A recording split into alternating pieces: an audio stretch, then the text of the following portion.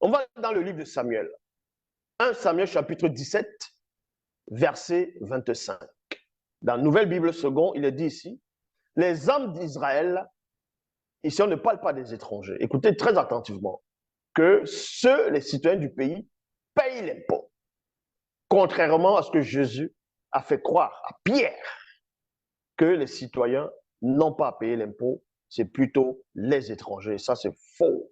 Les étrangers qui résident dans le pays, les citoyens d'origine de ce pays, de cette région, de cette terre, doivent s'acquitter des impôts. C'est la loi, selon les Bibles actuelles classiques, que vous lisez, ces soi-disant pasteurs, et vous ne voulez pas payer les impôts, vous ne voulez pas vous acquitter. 1 Samuel chapitre 17, verset 25. Nouvelle Bible seconde, il est dit, les hommes d'Israël, et non les Grecs, et non les étrangers. Les hommes d'Israël disaient, vous avez vu monter cet homme, point d'interrogation, c'est pour défier Israël qu'il monte. À celui qui le tuera, virgule, le roi accordera de grandes richesses, il y a virgule, et lui donnera sa fille. Et il exemptera d'impôts sa famille en Israël. Donc c'est une époque où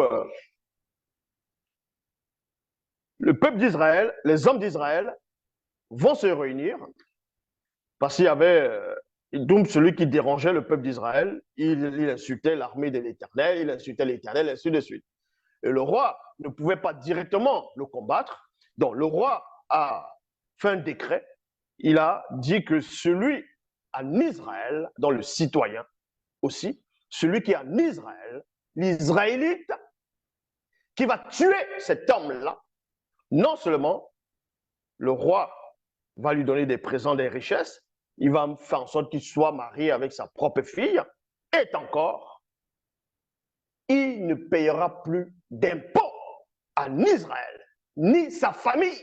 Ça voudrait dire que tous les Israélites payaient d'impôts, et c'était la loi. Est-ce que vous comprenez? Donc, ils payaient plusieurs impôts. Ils payaient l'impôt pour le temple, et ils payaient l'impôt par rapport au roi. Et vous, vous êtes qui?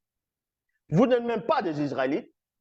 Vous venez entrer dans l'histoire des personnes eux-mêmes qui sont entrées dans l'histoire de d'autres peuples. Et vous venez dire que vous ne voulez pas payer d'impôts parce que vous, entre guillemets, vous êtes des hommes de Dieu.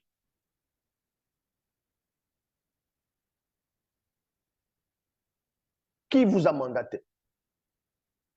Qui vous a mandaté? Voilà les prêtres catholiques. Eux, ils vont faire peut-être 7 ans d'études pour être prêtres. Vous avez fait combien d'années d'études? Juste en une nuit, même pas une nuit, c'est beaucoup. En quelques heures, vous lisez la Bible et vous dites que Dieu vous a donné la révélation. Allez, vous êtes devenu pasteur, vous êtes devenu prophète, vous êtes devenu bishop, vous êtes devenu apôtre, loin de l'Éternel. Vous avez fait 15 études. Vous avez fait 15 études. Vous n'êtes même pas des spécialistes de la loi. Vous ne savez même pas lire vos propres Bibles. Bible, parole de vie. Si quelqu'un réussit à le tuer, le roi lui donnera beaucoup de richesses. Il lui donnera sa fille en mariage et la fille et la famille de son père ne payera plus d'impôts en Israël. En Israël. Ça veut dire quoi? Ne payera plus. Ça, c'est. Il faut comprendre le français. À tous ces soi-disant pasteurs, vous ne comprenez pas le français, vous retournez à l'école. Quand on dit tu ne payeras plus, ça veut dire qu'à un moment donné, tu payes. Mais on dit ici, il ne payera plus d'impôts en Israël. De même que dans un pays, même ici en Côte d'Ivoire, le président peut faire un décret, il décide que parce que tu as fait quelque chose de bien pour le pays, tu as sauvé le pays, il décide que toi et ta famille, vous n'avez plus payé d'impôts. Il représente l'autorité, c'est comme ça. Donc le roi, avec cette autorité, il a dit que celui qui va tuer cet homme celui qui va apporter cette paix dans le pays ne paiera plus jamais d'impôt en Israël. Donc les Israélites payaient l'impôt. Ils payaient l'impôt. Et on va vous montrer que ces Israélites payaient plusieurs impôts. Ils payaient l'impôt, comme je dis, qui revenait au temple, et ils payaient l'impôt pour le royaume, c'est-à-dire du roi. Et même Jésus, lui, n'avait pas compris ça. Samson, il dit à Pierre, non, les citoyens ne doivent pas payer d'impôts. C'est plutôt les étrangers. Ah. On va aller dans 2 Chroniques. 2 Chroniques, chapitre 24, verset 6. Alors le roi appela le grand prêtre, Yoanda, et lui dit, Moïse, le serviteur du Seigneur, et l'assemblée d'Israël, ont fixé un impôt pour la tente qui abrite les tablettes de l'Alliance. Les Lévites doivent faire payer cet impôt aux habitants de Jérusalem et des autres Judéens, dans d'autres versions du Juda. Or, tu n'as pas exigé qu'il le fasse. Pourquoi donc? Donc, on vous apprend ici. Le roi appelle le grand prêtre et lui dit, oui, là c'est même le roi. Le roi lui-même, qui connaît cette loi, va appeler le grand prêtre qui était censé maintenir cette loi, faire appliquer la loi de payer les impôts pour le temple, va lui dire, Moïse, le serviteur du Seigneur, et l'assemblée d'Israël ont fixé un impôt pour la tente qui abrite la tablette de l'Alliance. Comme je dis, vous allez dire sûrement, ce temple-là n'existe plus. Maintenant, vu que ce temple n'existe plus, vous avez conçu vos soi-disant temples. Est-ce que vous devez donc payer l'impôt à qui? Par rapport à ce temple-là. Parce que les soi-disant pasteurs vont vous dire, eux, ils sont des sacrificateurs, ils sont devenus les souverains sacrificateurs, c'est à eux qu'il faut payer l'impôt. Il faut tout donner. Maintenant, eux, ils ne veulent pas donner au gouvernement. Ils ne veulent pas payer l'impôt sur ce qu'ils sont en train de recevoir, sur ce qu'ils perçoivent. C'est-à-dire en écrivant des livres, parce qu'ils ont une organisation. Ne confondez pas, on va entrer plus en profondeur, les dons, ainsi de suite.